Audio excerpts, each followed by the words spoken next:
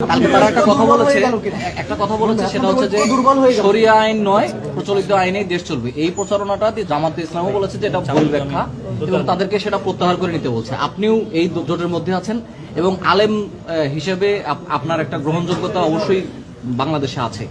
সেক্ষেত্রে এই যে কথাটা, এইটার ব্যাখ্যাটা আপনি কিভাবে দেন? এটা আসলেও ভুল ব্যাখ্যাটা হচ্ছে কিনা, সেটা আপনাদের প্রভাব ফেলবে কিনা আপনাদের উপর এবং জনগণকে? এটা আমি যেটুকু মনে করি যে এই কথাটার যে বক্তব্যটা মিরে জামাতের পক্ষ থেকে এসেছে, সেই বক্তব্যের মূল অর্থ হলো যে যেই প্রক্রিয়ার মধ্য দিয়ে বর্তমানে বাংলাদেশ চলছে, যেই প্রক্রিয়ার মধ্য দিয়ে নির্বাচন হচ্ছে, যেই প্রক্রিয়ার মধ্য দিয়ে এখন সাংবিধানিক যে বাধ্যবাধকতার মধ্য দিয়ে আমাদেরকে রাজনীতির ধাপে ধাপে অগ্রসর হতে হচ্ছে, এই প্রক্রিয়ার মধ্য দিয়ে এক দফায় হঠাৎ করে একসাথে একদিনেই ইসলামী শরিয়ার পরিপূর্ণ আইন বাস্তবায়ন করা সম্ভব না।